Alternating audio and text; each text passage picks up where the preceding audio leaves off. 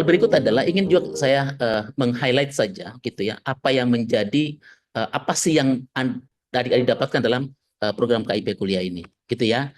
Dan saya yakin mudah-mudahan seluruh mahasiswa penerima KIP kuliah hari ini yang 243.000 sudah mendapatkan haknya gitu.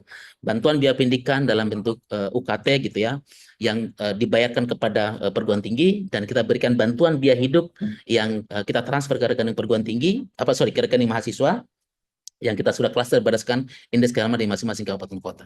Jadi adik sekalian, ini betul-betul sangat dimanfaatkan dengan sebaik-baiknya, karena pemerintah sudah memberikan bantuan kepada adik-adik sekalian untuk bantuan biaya pendidikannya UKT, yang kalau misalnya saya sebut kalau di negeri itu sebut dengan UKT gitu, atau di PTS biaya pendidikannya itu sudah tidak bisa membayar apalagi gitu ya.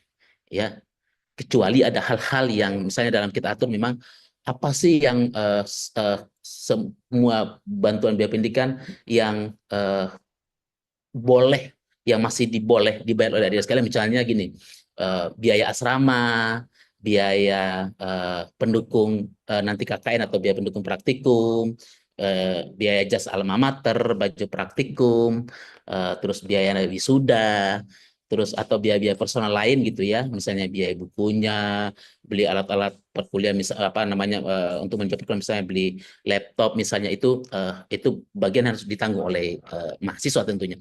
Tapi di luar itu yang disebut dengan UKT, itu kalian sudah tidak bayar apa-apa, sudah ditanggung semua oleh KIP kuliah.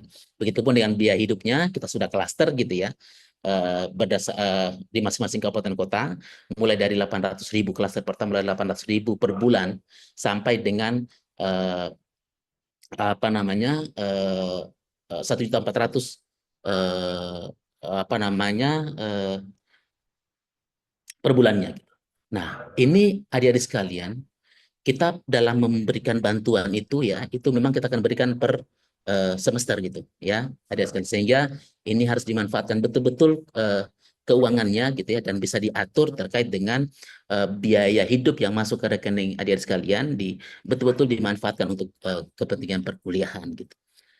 Nah, ini sekedar statistik saja ya. Ini sekitar sudah 1,6 juta penerima manfaat dari dulu bidik misi sampai dengan KIP kuliah. Ini amat sangat luar biasa ya. Adik-adik sekalian punya kesempatan masuk dalam mahasiswa sebagai penerima manfaat dari KIP kuliah. Adik-adik sekalian, penting juga di pembekalan ini ingin saya sampaikan sebetulnya seperti apa sih mekanisme apa namanya bisnis proses yang ada di KIP kuliah itu gitu. Jadi biar adik sekalian tahu, oh ternyata seperti ini ya. Jadi dulu kan adik sekalian sudah mendaftar di SIM KIP kuliah. Nanti kalau sudah mendaftar, nanti seleksi oleh perguruan tinggi.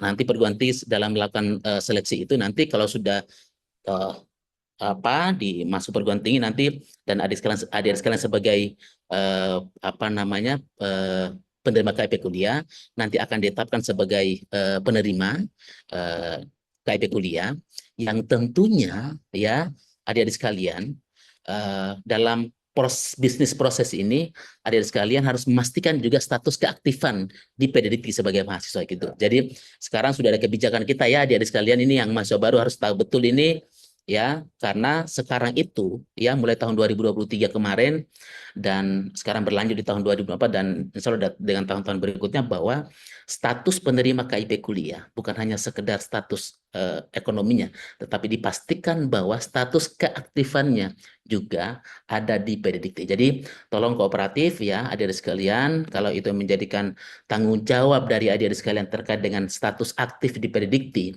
itu tolong secara kooperatif agar ini memudahkan dalam proses pencairan di KIP kuliah. Nanti kalau sudah ada di PDDikti, nanti perguruan tinggi akan mengusulkan kepada kami ya Puslabdik, nanti kami akan verifikasi ya, kami verbal dan kami buatkan SK penerimanya gitu. Nanti setelah itu ya, ini biar adik sekalian tahu bagaimana mekanisme sampai pada masuk kepada rekening. Yang keenam itu adalah nanti kita akan terbitkan SK KPA, terus akan kami kirim ke KPPN ya. Dari KPPN itu nanti akan dikirimkan ke bank penampung kita gitu ya. Dari bank penampung kita itu kita buatkan namanya SPPN, surat perintah penyaluran, baru dikirim bank gitu ya, SPPN ke bank, dan bank bisa menyalurkan ke penerima.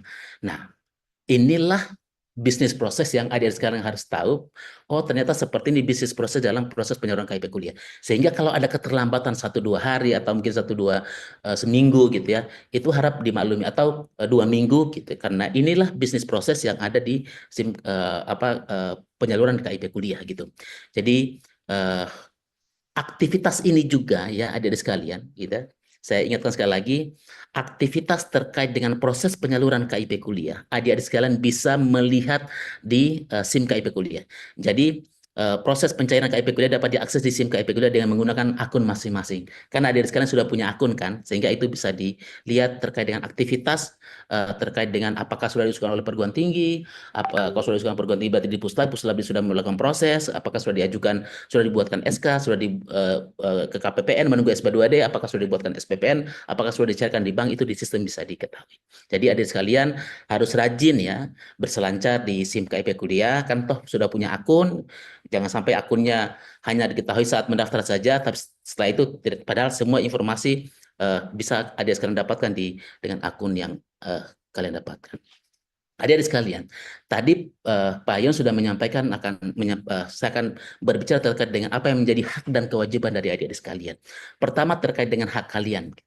Hak kalian itu adalah tadi mendapatkan jaminan biaya pendidikan sesuai dengan program studinya. Sekarang adik-adik sekalian kan sudah mendapatkan tidak membayar lagi biaya pendidikan kan, sudah tidak membayar lagi UKT gitu. Nanti kalau ada pertanyaan, Pak, saya udah terlanjur membayar gitu. Adik-adik sekalian tenang saja. Kalau adik sekalian sudah membayar biaya pendidikannya, itu kita sudah aturkan dalam bentuk dalam regulasi kita ya di Persejen, bahwa biaya yang adik-adik sudah bayarkan bentuk biaya pendidikan UKT-nya gitu ya, itu akan wajib perguruan tinggi untuk melakukan proses pengembalian. Karena itu kita sudah jaminkan biaya pendidikannya dengan KIP kuliah.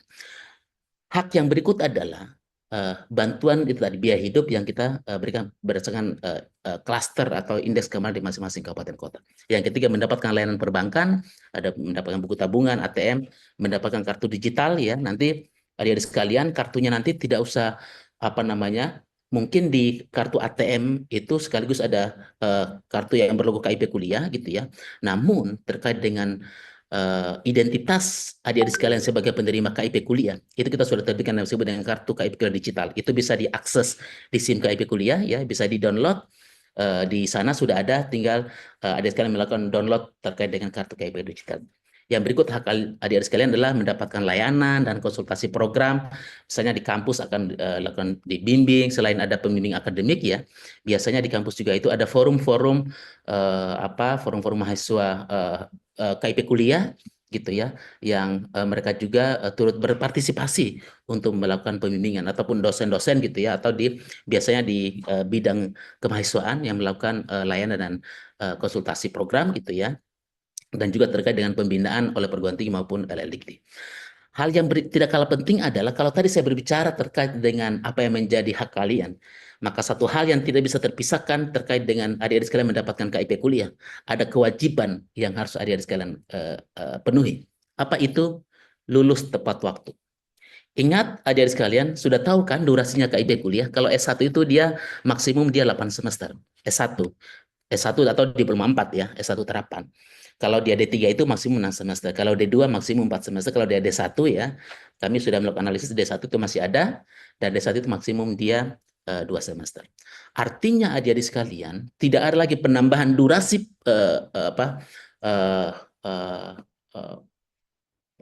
perkuliahan gitu ya, dalam pembiayaan KIP kuliah. Hanya kita bisa bayar selama itu tadi. Kalau di S1 hanya sampai 8 semester, kecuali adik-adik sekalian dari program studi yang mengambil profesi. Profesi yang kita tanggung dalam KIP kuliah adalah misalnya dokter umum, dokter gigi, dokter hewan, itu bisa kita tambahkan durasinya. Kalau dia dari prodi kedokteran, itu kita tambahkan durasinya selama 4 semester atau 2 tahun. Tapi kalau profesi dari misalnya dari apoteker, terus dari nurse ya, terus dari kebidanan atau guru, itu durasinya kita tambahkan selama 2 semester atau 1 tahun. Itu ya. Jadi ingat tadi sekalian, tidak ada penambahan durasi waktu. Misalnya nih adik-adik sekalian, lulusnya nggak sampai lewat dari 8 semester. Itu biasanya langsung kita tidak berikan di semester berikutnya. Itu sayang gitu. Jangan sampai ini saya kekhawatiran kami saja seperti adik-adik sekalian. Makanya kami ingin notif betul ini kami sampaikan kepada adik-adik sekalian terkait dengan lulus tepat waktu. Jangan sampai ketika tidak melakukan lulus tepat waktu dan kembali kepada orang tua, kan tentunya akan kita kembalikan kepada orang tua. Kembali kepada orang tua, adik sekarang tidak bisa menyelesaikan studinya. Rugi kita. Adik-adik juga sudah rugi waktu gitu. Bayangkan selama 8 semester 4 tahun berkuliah gitu dan ditanggung oleh pemerintah gratis semuanya, dikasih biaya hidup pula. Lalu kemudian tidak bisa melakukan menyelesaikan studi. Inilah yang akan yang menjadi kewajiban dari adik-adik sekalian, bagaimana bisa melakukan lulus tepat waktu gitu ya. Adik-adik ingat betul ini, ingat hanya diberikan waktu kalau untuk S1 8 semester saja ya, 8 semester saja. Yang berikut adik-adik sekalian punya kewajiban harus memiliki prestasi akademik yang baik gitu. Kenapa adik-adik sekalian kita tuntut juga ya merupakan kewajiban terkait memiliki prestasi akademik yang baik. Karena adik-adik sekalian, selama menempuh pendidikan, apalagi tadi kita sudah tahu bahwa pendidikan tinggi adalah memiliki dampak positif tercepat dalam bangun SDM yang unggul. Makanya salah satunya adalah indikatornya bagaimana adik-adik sekalian memiliki prestasi akademik yang baik selama menempuh perkuliahan. Ini juga menjadi kewajiban dari adik-adik sekalian. Ingat adik-adik sekalian, salah satu evaluasi yang dilakukan dalam program KIP kuliah juga selain ekonominya juga akan kita evaluasi terkait dengan akademiknya gitu untuk bisa melihat. Karena itu kenapa kita evaluasi, karena itu merupakan kewajiban dari adik-adik sekalian terkait dengan memiliki prestasi akademik yang baik. Yang berikut adik-adik sekalian, jangan lupa aktif dalam kegiatan akademik dan non akademik. Ini kenapa? Itu tadi, ini akan dalam rangka mengasah ya skill dan kompetensi adik-adik sekalian gitu. Banyak kegiatan-kegiatan tentunya di perguruan tinggi, ya, di kampus yang bisa mengasah itu. Contoh ada lomba karya tulis ilmiah, ada pekan olahraga mahasiswa, ya, yang dari olahraga misalnya, yang di sana adik sekalian tentunya punya kesempatan yang sama untuk mengembangkan itu. Untuk itu maka harus aktif di kegiatan akademik dan akademik.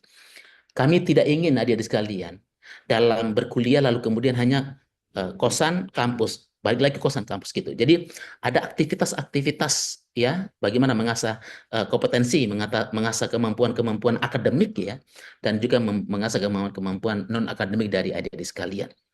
Kami sangat ingin gitu ya. Nanti sebentar mungkin ada alumni kita yang punya kisah sukses dan akan memberikan kiat kita bagaimana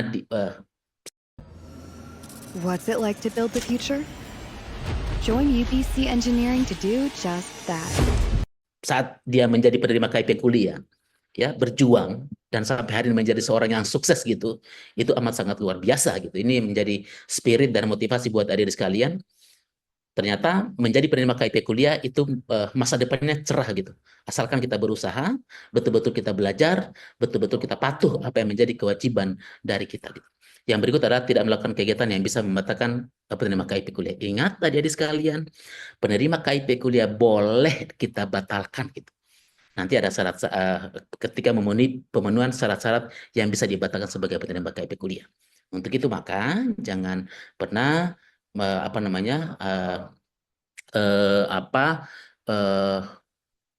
jangan sampai gitu ya masuk dalam kondisi gitu ya sehingga bisa dibatalkan sebagai penerima KIP kuliah.